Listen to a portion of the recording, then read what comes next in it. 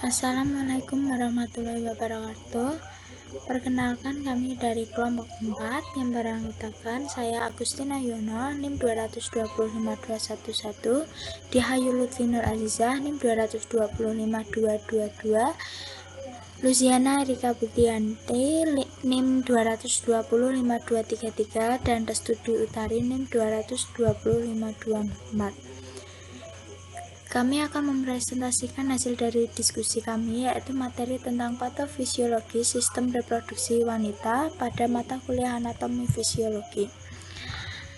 Patofisiologi sistem reproduksi wanita merupakan gangguan atau penyakit yang ada pada sistem reproduksi wanita. Berikut adalah beberapa gangguan reproduksi wanita yang sering dijumpai di lapangan atau pelayanan kesehatan masyarakat yang terbagi menjadi dua, yaitu infeksi sistem reproduksi dan non-infeksi sistem reproduksi. Yang pertama, penyakit infeksi sistem reproduksi wanita itu ada 4, cervicitis, endometritis, salpingitis, dan juga vaginitis. Cervicitis yang pertama merupakan peradangan selaput lendir kanalis serviks atau leher rahim. Peradangan ini dapat terjadi tanpa ada gejala-gejala yang dirasakan oleh penderitanya.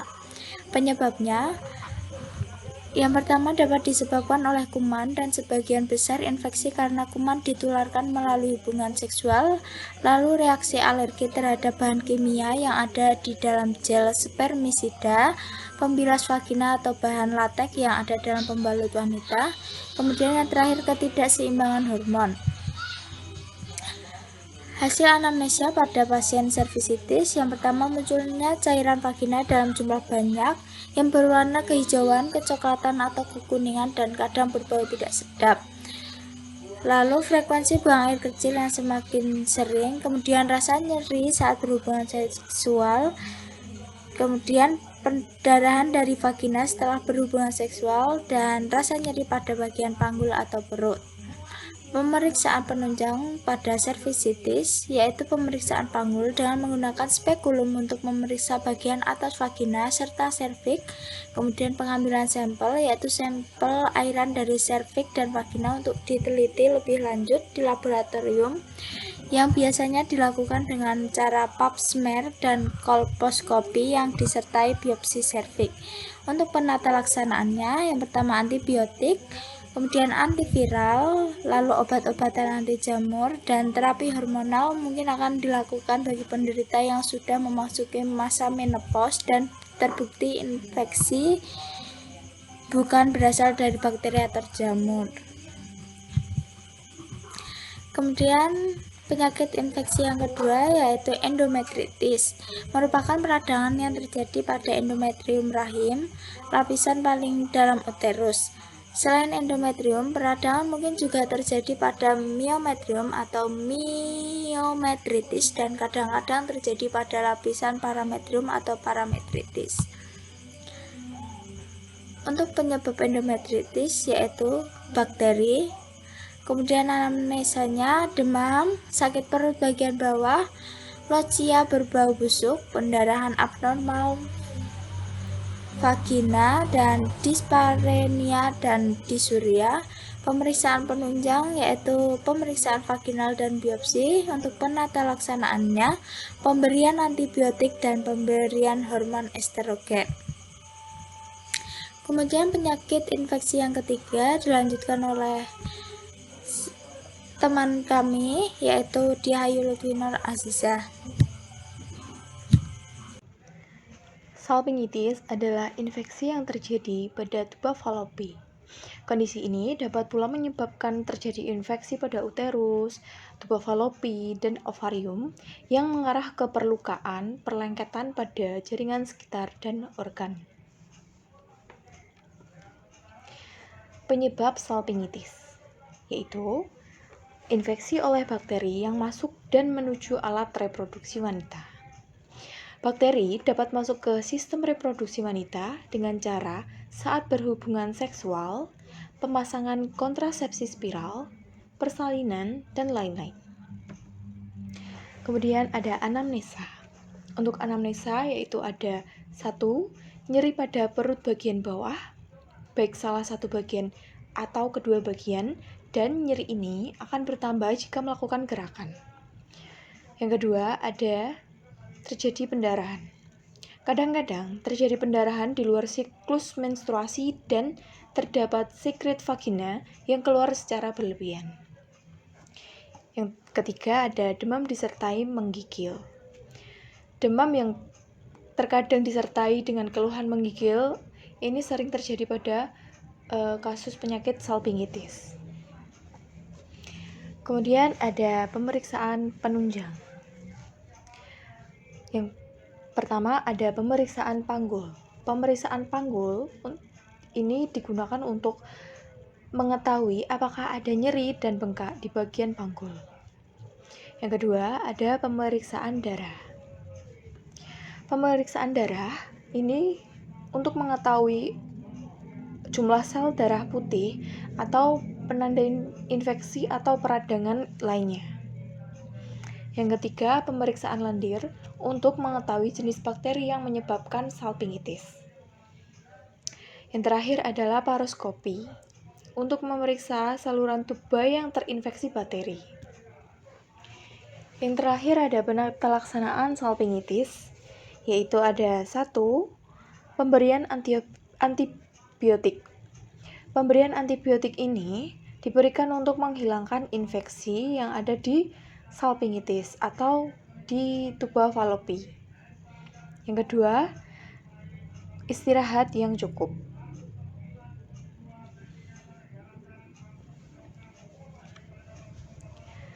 Selanjutnya ada vaginitis.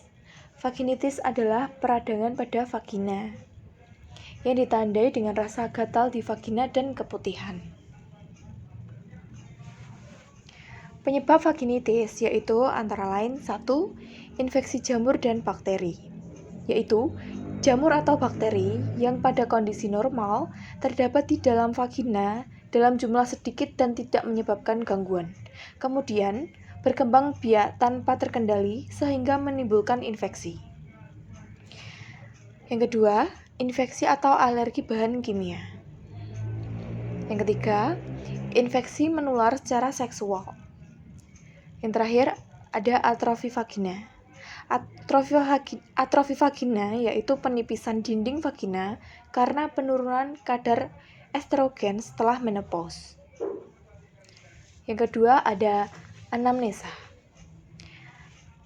Yang pertama, ada keputihan yang berlebihan. Kedua, ada perubahan warna pada keputihan. Ketiga, bau pada vagina. Keempat, iritasi atau gatal-gatal. Yang kelima, ada flek atau pendarahan. Terus lanjut ke pemeriksaan penunjang. Beberapa pemeriksaan penunjang yang dilakukan untuk menegakkan diagnosa vaginitis antara lain adalah pemeriksaan laborat dengan sampel cairan vagina. Pemeriksaan ini bertujuan untuk mengetahui lebih lanjut penyebab vaginitis ini. Yang terakhir ada penata laksanaan, yaitu ada pemberian antibiotik, pemberian anti jamur, dan terapi pengganti hormon. Gangguan non-infeksi pada sistem reproduksi wanita, yaitu ada endometriosis, menopause, polip uterus, polip serviks, dan retrofleksi. Yang pertama ada endometriosis. Endometriosis adalah suatu penyakit pada sistem reproduksi wanita, yaitu jaringan lapisan pada dinding rahim atau endometrium tubuh di luar rahim. Pada saat terjadi proses penebalan dan peluruhan dinding rahim, maka jaringan endometrium juga mengalami proses penebalan dan luruh sama dengan siklus menstruasi. Tetapi darah tersebut akhirnya mengendap dan tidak dapat keluar karena terletak di luar rahim. Penyebab endometriosis sampai saat ini belum diketahui. Anamnesanya yaitu ada yang pertama nyeri luar biasa pada saat menstruasi, yang kedua nyeri pada saat buang air besar dan kecil, yang ketiga ada nyeri pada saat berhubungan. Pemeriksaan penunjang. yaitu pemeriksaan ultrasonografi atau USG, pemeriksaan laparoskopi, dan sampel jaringan endometrium yang tumbuh di luar rahim agar dapat diteliti di laboratorium. Yang terakhir ada penata laksanaan, yaitu pemberian obat pereda nyeri, penanganan operasi terutama yang berencana punya anak. Kedua ada menopause. Menopause adalah berhentinya secara fisiologi siklus menstruasi yang terjadi sekurang-kurangnya 12 bulan atau 1 tahun. Periode menopause dibagi menjadi 4 periode, yaitu yang pertama klimakterium. Klimakterium adalah masa peralihan antara masa reproduksi dan masa senium. Yang kedua ada masa perimenopause, yaitu masa menjelang dan setelah menopause. Yang ketiga ada masa menopause. Masa menopause adalah masa berhentinya menstruasi sekurang-kurangnya 12 bulan. Yang terakhir ada masa senium, adalah masa setelah menopause, yaitu seorang wanita telah mampu menyesuaikan dengan kondisinya sehingga tidak mengalami gangguan fisik. Penyebab menopause. Seorang wanita memiliki jumlah sel telur yang terbatas dan masa menopause itu terjadi ketika ovarium atau induk telur telah kehabisan sel telur atau ovum. Anamnesa yang pertama perubahan pola menstruasi, kedua rasa panas pada wajah, yang ketiga berkeringat di malam hari, yang keempat gejala gangguan sistem perkemihan, yang kelima penurunan libido, yang keenam gejala gangguan somatik. 3. Polip uterus. Polip uterus adalah terjadinya pertumbuhan jaringan yang abnormal yang menyebabkan terbentuknya benjolan atau penebalan pada dinding dalam rahim atau endometrium. Polip uterus. 1. Penyebab. Pakar menduga bahwa kondisi ini cenderung dipengaruhi oleh kadar hormon estrogen dalam tubuh seorang wanita. 2. Anamnesa. 1. Menstruasi yang tidak teratur. 2. Menstruasi dengan durasi atau volume pendarahan berlebihan. 3. Pendarahan di luar siklus menstruasi. 3. Pemeriksaan penunjang. A. Pemeriksaan USG transvaginal. B. Pemeriksaan histeroskopi. C. Pemeriksaan biopsi dinding rahim. Yang keempat adalah penata laksanaan. A. Pemberian obat untuk mengembangkan hormon. B. Mengangkat polip rahim. C. Penanganan polip yang mengandung sel kanker. D. Polip terkadang dapat tumbuh kembali setelah dilakukan pengobatan. 4. Polip serviks. Polip serviks adalah terjadinya pertumbuhan jaringan yang abnormal yang menyebabkan terbentuknya benjolan pada serviks. Sebagian besar polip bersifat jinak, namun ada beberapa polip yang bersifat ganas karena polip ini adalah pertumbuhan yang tidak normal. Dan sel kanker adalah sel abnormal yang terus tumbuh dan menyebar ke berbagai organ tubuh. Polip serviks. Yang pertama ada penyebab. Penyebab pertumbuhan polip pada serviks dapat disebabkan oleh peningkatan kadar estrogen, penyumbatan pembuluh darah, dan peradangan kronis pada rahim, vagina, atau mulut rahim. Yang selanjutnya adalah anamnesa. Berikut polip serviks. Penderita polip serviks biasanya tidak merasakan adanya keluhan. Terjadi pendarahan berlebihan saat menstruasi atau pendarahan yang tidak normal di sela menstruasi. Yang ketiga ada penata laksanaan. Yang pertama ada tindakan bedah kecil, 2 tindakan elektrokauteri ablasi, yang ketiga ada tindakan laser. Yang kelima adalah gangguan posisi uterus atau retrofleksi. Sebagian besar wanita memiliki uterus yang letaknya cenderung ke depan atau condong ke arah perut yang disebut dengan uterus antefleksi. Uterus retrofleksi adalah letak uterus yang cenderung menekuk ke arah belakang. Gangguan posisi uterus atau